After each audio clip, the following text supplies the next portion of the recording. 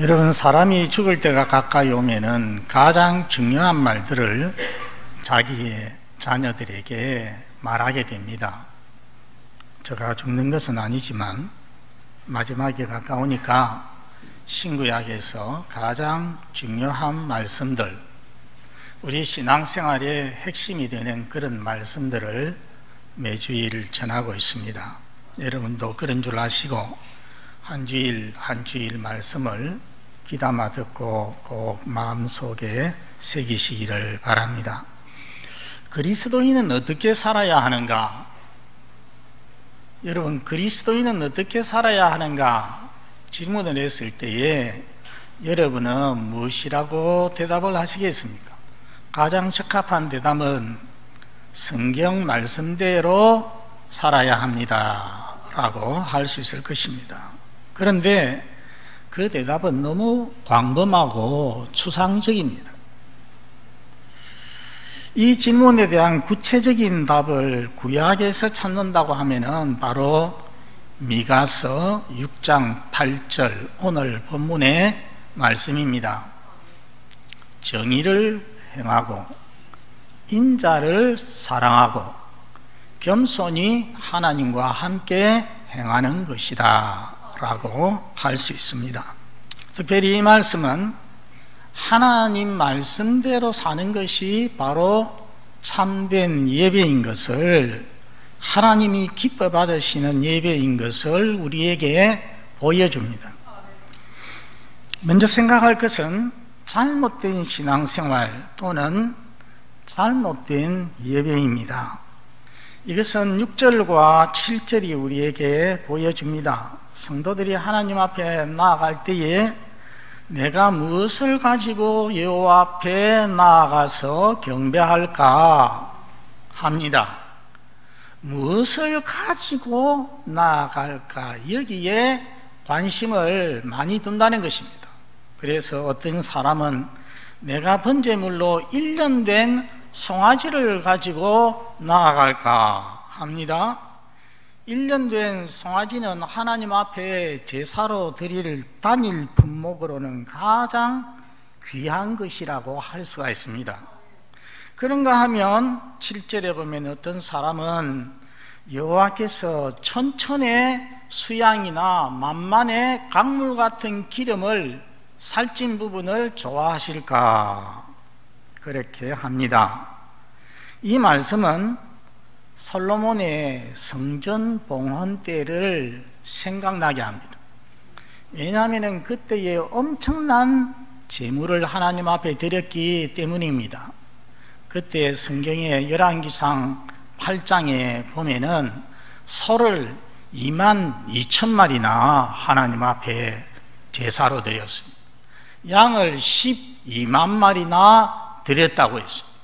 감사 제물로 하나님 앞에 살찐 부분을 드렸는데, 성전의 녹제단에서 드려야 되는데 녹제단 하나만으로 감당이 안 돼서 성전 뜰 앞에 임시 제단을 만들어서 하나님 앞에 제사를 드려야만 했습니다. 여러분, 사람들은 이렇게 많은 것을 드리면은 하나님이 기뻐하시지 않을까 하는 그런 생각을 한다는 것입니다.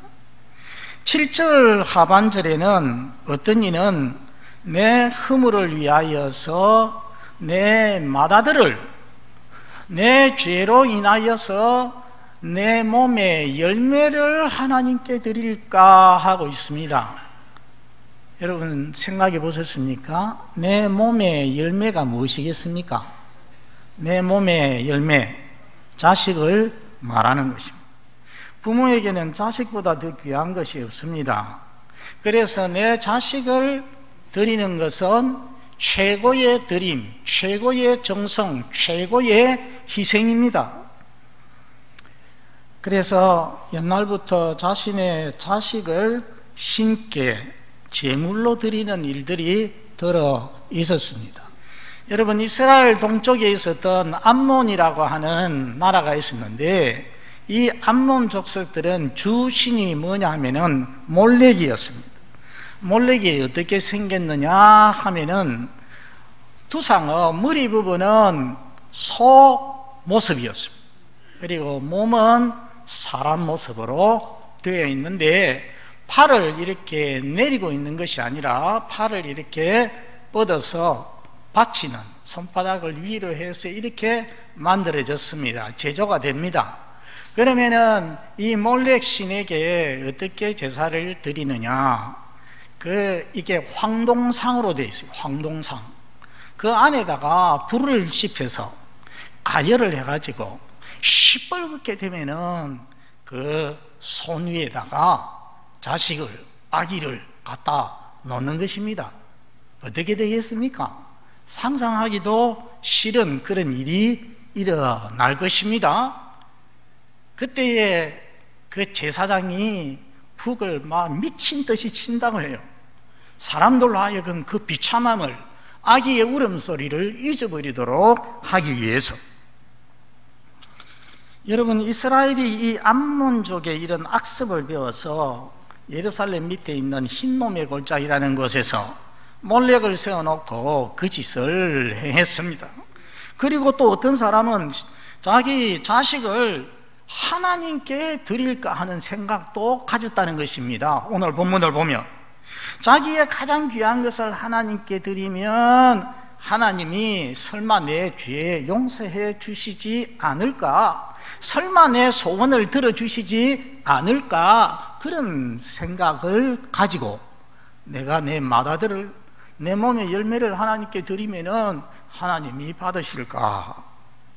여러분, 우리 하나님께서 받으시겠습니까? 받지 않습니다. 구약의 레위기에 여러 가지 하나님 앞에 제물로 드릴 수 있는 많은 것들이 열거되고 있지만은 사람은 없습니다. 인신제사는 하나님이 가정스럽게 여기는 것입니다. 우리 하나님은 인격적인 신이시요 도덕적인 신이신 것입니다. 이렇게 미가 선지자 당시에 이스라엘 사람들은 신앙생활을, 예배생활을 고정된 것으로 보았습니다. 종교적인 행위, 종교적인 활동으로만 보았습니다. 이런 모습은 어느 시대나 마찬가지입니다. 우리 시대 한국교회도 그렇습니다. 누구를 좋은 신앙인으로 평가합니까? 어떤 사람을 좋은 신앙인으로, 훌륭한 신앙인으로 평가를 하느냐? 주일을 성수해서 무슨 일이 있든지 교회에 나와서 하나님께 드리는 예배에 빠지지 아니하고 11조를 철저히 하나님 앞에 드리고, 그리고 또 수요 기도회와 새벽 기도회에 빠지지 않고 나오고, 그리고 술, 담배 하지 않고, 그 정도 되면은 모두 다 참 좋은 신앙인이다, 그렇게 평가를 합니다. 물론 그리하는 사람들 대체로 좋은 신앙인입니다. 그러나 그리할지라도 전혀 좋은 신앙인이 아닐 수도 있는 것입니다. 그래서 우리가 알 수 있는 것은 우리 대한민국의 성도들이 생각하는 좋은 신앙인, 신앙생활, 또 예배, 이것이 너무나도 규격화되어 있다, 너무 고정화되어 있다는 것입니다. 그러므로 이런 종교 활동이 가장 중요한 것이라고, 하나님을 기쁘시게 하는 것이라고는 할 수가 없습니다. 오늘 6절 끝에는 1년 된 송아지를 가지고 하나님 앞에 나아갈까? 7절 끝에는 내 몸의 열매를 가지고 하나님 앞에 나아갈까? 했는데 대답은 안 나왔어요. 성도 여러분, 대답을 하신다면 뭐라고 대답을 하시겠습니까? 1년 된 송아지를 가지고 나아갈까? 내 몸의 열매를 하나님께 드릴까? 했는데 답은 무엇이겠습니까? 아니다. 그런 것을 하나님께서 기뻐하시는 것이 아니다라는 것입니다. 그래서 이어지는 8절에서 주께서 선한 것이 무엇임을 내게 보이셨나니 여호와께서 내게 구하시는 것은 하면서 세 가지가 나옵니다. 여러분, 첫 번째 것이 무엇입니까? 오직 공의를 행하는 것이라고 했습니다. 우리 마음속에 외우는 의미에서 한번 따라서 합니다. 오직 정의를 행하는 것, 여기 정의라는 말은 히브리어 미스팟이라는 말인데요, 사무엘 선지자가 이스라엘 백성들과 함께 회개운동을 벌리는 장소가 있습니다. 마을이 있습니다. 그 마을 이름이 무엇입니까? 미스바. 미스바 회개운동하죠. 그 미스바라는 말이 바로 정의, 공의라는 뜻을 가지고 있습니다. 영어로는 justice, 공의와 같은 말입니다. 우리가 공의와 의를 구별할 수 있어야 됩니다. 두 개 다 옳고든 것을 말하지만은, 바르고 정당한 것을 말하지만은, 의라는 것은 내가 하나님 앞에서 내가 올바른 것, 그것을 우리가 의라고 할 수 있습니다. 그런데 내가 사회적으로 공적으로 올바른 것, 그것은 정의 또는 공의라고 할 수가 있습니다. 내가 죄를 지었지만은, 잘못했지만은 남에게 또 이 사회에 아무 악영향을 끼치지 않아서요, 단지 하나님 앞에서 참 죄송하고 회개해야 될 문제입니다. 그렇다면 그것은 어떤 문제입니까? 의의 문제라는 것입니다. 그렇지 않고 나의 죄가 하나님에게 뿐만 아니라 다른 사람에게 이 사회에 악영향을 미치고 한다면 그것은 바로 공의의 문제가 되는 것입니다. 여러분, 성경을 보면 우리 하나님은 공의의 하나님입니다. 성경 몇 군데에서 우리 하나님께서는 죄인을 곧 벌받을 자를 그냥 가게 하시지 않는다고 했습니다. 참 무슨 말씀이죠? 벌받을 자를 그냥 가게 하시지 않는다. 그 말은 무슨 말입니까? 어떻게 하신다고? 벌을 내리신다는 말씀입니다. 그리고 히브리서 9장에 있는 유명한 말씀이 있습니다. 한 번 죽는 것은 사람에게 정하신 것이요, 그 후에는 무엇이 있습니까? 심판이 있다고 했습니다.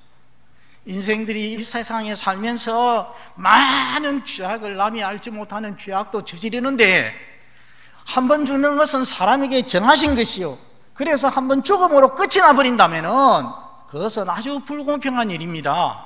그렇죠? 그의 삶에 대해서, 행한 모든 것에 대해서 하나님께서 잘잘못을 따지신다, 심판하신다는 겁니다. 그것은 우리 하나님께서 어떤 하나님? 공의의 하나님이시기 때문에 그러한 것입니다. 그러므로 우리 하나님께서는 당신이 공의의 하나님이시기 때문에 당신의 백성들 된 우리들도 공의롭기를 원하시는 것입니다. 구약 선지서의 가장 큰 주제 중에 하나가 바로 공의, 곧 정의입니다. 여러분, 선지자 중에 별명이 정의의 선지자가 있었습니다. 누군지 아십니까? 누굽니까? 아모스. 그래서 아모스서를 읽어보면 이 정의에 대한 말씀이 많이 있는데, 가장 대표적인 말씀 한 군데만 읽어봅니다. 아모스 5장 24절 앞에 보시고 시작. 오직 정의를 물같이 공의를 마르지 않는 강같이 흐르게 할지어다. 아모스 선지자가 저렇게 정의를 부르짖었다는 것은 그 시대 그 사회가 아주 정의롭지 못한 일들이 많이 있었다는 것입니다. 미가 선지자가 살 때에도 마찬가지였습니다. 정의가 흐려졌습니다. 여러분, 한 장 미가서 앞으로 한 장 넘겨가지고 3장 9절에 보니까 야곱 족속의 우두머리들과 이스라엘 족속의 통치자들, 곧 정의를 미워하고 정직한 것을 굳게 하는 자들아, 이렇게 말씀을 합니다. 그 구체적인 예가 11절에 나옵니다. 그들의 우두머리들은 뇌물을 위하여 재판을 하고, 뇌물을 받고 재판을 한다는 것입니다. 제사장은 삭슬 위해서 교훈을 하고 선지자는 돈을 위해서 점을 친다 했습니다. 여러분, 오늘 본문으로 다시 넘어와서 오늘 본문이 6장 8절에서 끝나는데 10절에 한번 보시기 바랍니다. 여기에도 악인의 집에 아직도 불의한 재물이 있느냐, 축소시킨 가정한 에바가 있느냐. 에바 같은 것은 우리나라 같으면 대박, 여러분 말보다 훨씬 작은 거 돼 아시죠? 한 대, 두 대. 이 대박을 좀 작게 만드는, 사람이 눈치챌 수가 없는 정도로 작게 만들고, 아니면 대박 가운데다가 밑바닥에 좀 불투하게 솟게 해가지고서 곡식을 쥐어줘도 정량을 주지 않는다는 것입니다. 그리고 여러분 11절에도 한번 보십시오. 11절에 보면 6장 11절에 부정한 저울이 나옵니다. 거짓 저울추가 나옵니다. 참 우리 시대에도 시장에서 이루어지는 일들 아니겠습니까? 무게를 속이고 참기름에 또 값싼 다른 기름을 섞어서 팔기도 합니다. 나아가 재판이나 유통이나 정경, 유착, 세금 등 모든 일에 거짓과 속임이 있습니다. 뇌물이 있고 이중장부가 있고 다운 계약이 있습니다. 또한 사람들이 어쩌든지 수고는 적게 하고 많이 벌려고 애를 씁니다. 어떤 부정한 수단을 쓰더라도 법에 걸려들지만 않으면 된다는 생각을 가지고서 살아가는 사람들이 많이 있습니다. 속이더라도 많이 벌면 좋다는 것입니다. 그래서 우리 시대에 인기 있는 말이 무엇입니까? 대박, 일확천금, 로또 당첨. 이거 여러분 우리가 성경적으로 생각해 보면은 다 합당하지 못한 것들입니다. 그러나 여러분, 우리 하나님께서 우리 성도에게 구하시는 것이 무엇입니까? 공입니다. 잠언 16장 8절의 말씀을 앞에 보고 읽어봅니다. 시작. 적은 소득이 공의를 겸하면 많은 소득이 불의를 겸한 것보다 나으니라. 저게 바로 우리 하나님께서 보시는 눈입니다. 어떤 사람이 부자라고 해도 불의하게 그 재물을 모았다면 하나님 볼 때 아무것도 아닙니다. 적은 소득이라 해도 자기가 땀을 흘려서 벌었다고 하면 하나님께서 그것을 귀하게 여기신다는 것입니다. 그러므로 우리 하나님의 백성은 정직하게 돈 벌고자 노력해야 됩니다. 손이 수고한 대로 먹어야 됩니다. 사람을 대할 때도 진실하게 정직하게 대해야 됩니다. 오늘 우리 하나님께서 하시는 이 말씀대로 정의를 사랑하고 정의를 행하는 우리 모든 성도들이 되시기를 바랍니다. 두 번째는 무엇입니까? 인자를 사랑하며 했습니다. 여러분, 여기 인자라는 말은 우리가 자주 듣게 되는 히브리어 헤세드라는 말입니다. 헤세드라는 말은 사랑, 자비, 친절, 불쌍히 여김, 동정, 긍휼, 이런 모든 것을 포함하는 말입니다. 우리 하나님께서는 어떤 하나님이시냐? 우리 하나님은 사랑의 하나님이십니다. 여러분, 미가서 한 장 넘겨서 7장 18절을 한번 보시기 바랍니다. 18절을 함께 읽어보겠습니다. 시작. 주와 같은 신이 어디 있으리까? 주께서는 죄악과 그 기업에 남은 자의 허물을 사유하시며 인애를 기뻐하심으로 진노를 오래 품지 아니하시나이다. 19절 첫 줄에도 보면 다시 우리를 불쌍히 여기셔서, 여기에 우리 하나님의 모습이 나옵니다. 죄를 용서해 주시고 인애를, 사랑을 기뻐하시고 진노를 오래 품지 않으시고 불쌍히 여기시는 하나님이시다라는 것입니다. 그런데 우리 하나님이 그런 하나님이시기 때문에 하나님의 자녀고 하나님의 백성인 우리도 인자를 사랑하기를 원하시는 것입니다. 그런데 당시의 권력자들은 가난한 자들의 재산을 수탈을 하였습니다. 권력을 가지고. 그리고 또 과부의 가옥을, 집을 약탈을 했다고 했습니다. 약한 자에게 포악을 행했다고 했습니다.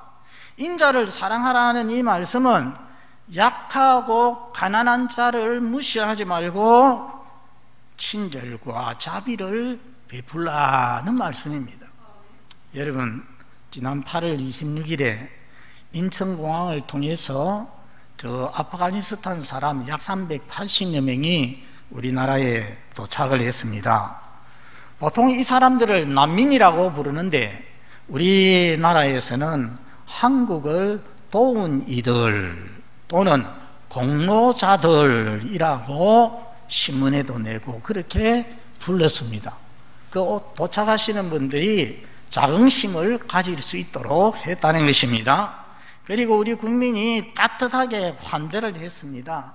아이들에게 곰 인행과 옷가지를 마련해서 안겨주었습니다. 사랑의 메시지가 담긴 프랑카드와 피켓을 들고서 환영을 했습니다. 우리는 여러분 모두를 사랑합니다. 여러분의 고통을 함께 나누겠습니다. 평안히 머무시기 바랍니다. 얼마나 좋습니까? 그런데 데려오는 것도 중요하지만은 그 다음 과정도 참 중요합니다. 이 세계 여러 나라에서 이 사람들을, 난민들을 데리고 가서는 바로 이렇게 참 좋게 대해주지 못함으로 인해서 먹을 것이 없고 입을 것이 없어서 고난 중에 있는 그런 아프가니스탄 사람들이 많다는 것입니다.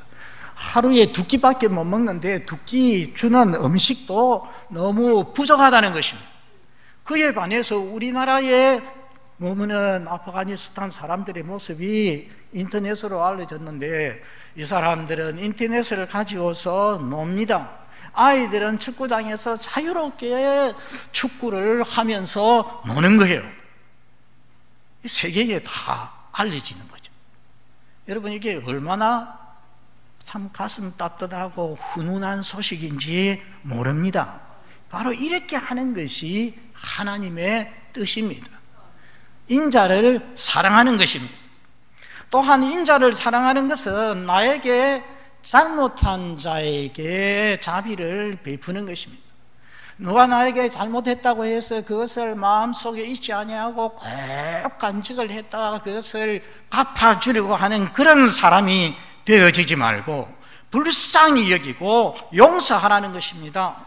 이런 일을 꼭 내가 모르는 제3자에게 행하려고 하지 말고 내 가정에서부터, 내 이웃에서부터, 내가 다니는 교회에서부터 다른 성도들에게부터 하라는 것입니다.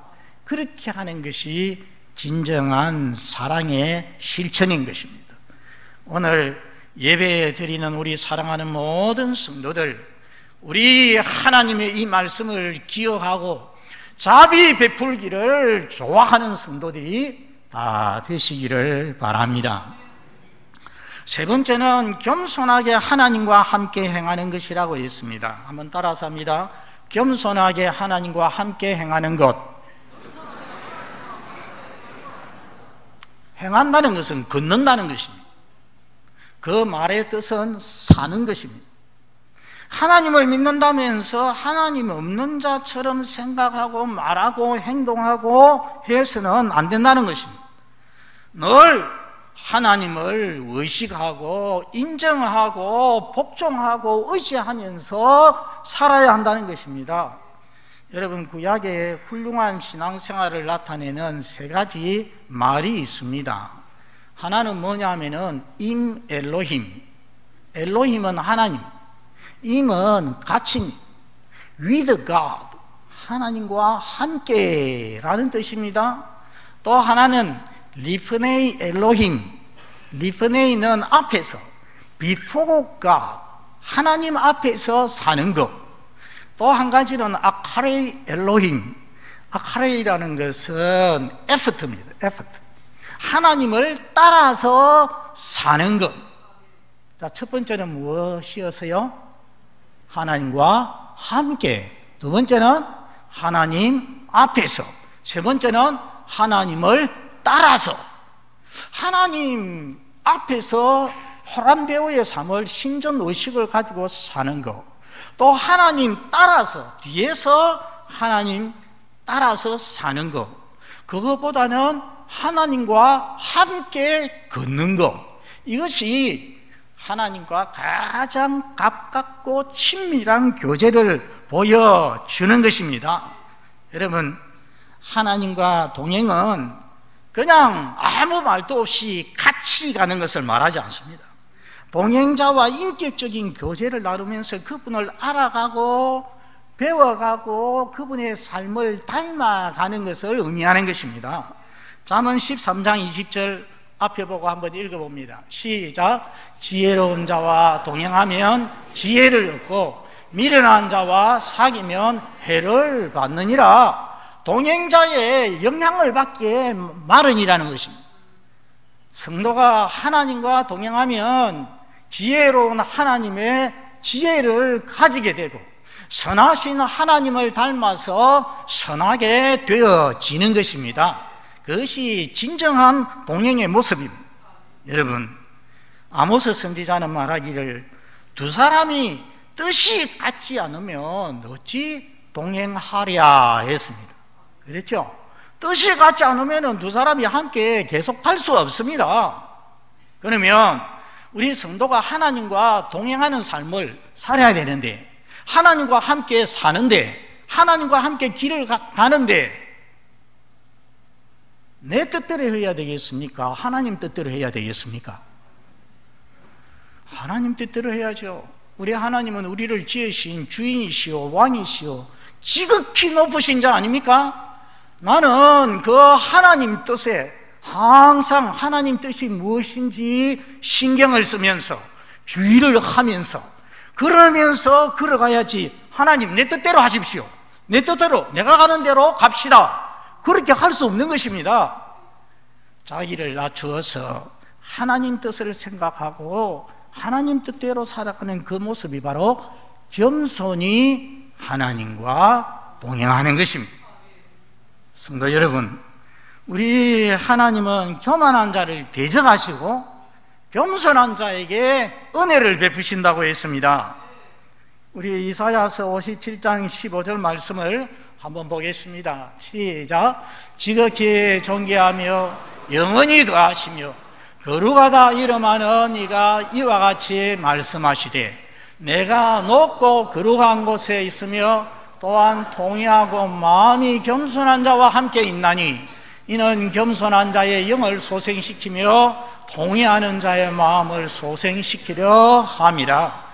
여러분, 저 말씀은 아주 역설적인 말씀입니다. 우리 하나님은 너무나도 존귀하시기 때문에 어디에 계신다고 했습니까? 높고 거룩한 곳에 저 높이 계시는 우리 하나님이십니다. 그런데 동시에 마음이 겸손한 자, 겸손하다는 것은 마음이 낮은 것을 말합니다. 마음이 낮은 자와 함께 계시면서 은혜를 베푸신다는 것입니다. 그러니까 이 말씀이 역설적인 말씀이라는 것입니다. 우리 하나님 존귀하사 지극히 높은 곳에 계시지만은 그러나 참 낮은 세상에서 마음이 낮은 그 사람, 겸손한 사람과도 하나님께서 동시에 함께해 주신다는 것입니다. 말씀을 정리합니다.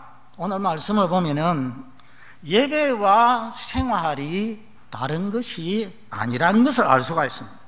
하나님 말씀대로의 삶, 그것이 최고의 예배입니다. 로마서 12장 1절에도 그러므로 형제들아 내가 하나님의 모든 자비하심으로 너희를 권하노니 네 몸을 하나님이 기뻐하시는 거룩한 산 제사로 드리라. 그게 몸을 드리라고 했어요. 인신을, 내 진짜 이 몸을 드리라는 것입니까? 그게 아니고 내 몸으로 살아가는 내 모든 삶을 하나님께 드리라 말씀했습니다. 하나님 말씀대로 살아가는 삶이 없는 고정된 예배, 주일날만 한 주간은 내 뜻대로 내 욕심대로 살다가 주일날에는 정한 시간에 나와서 하나님 앞에 예배 드리는 거 하나님께서 원치 않으신다는 것입니다.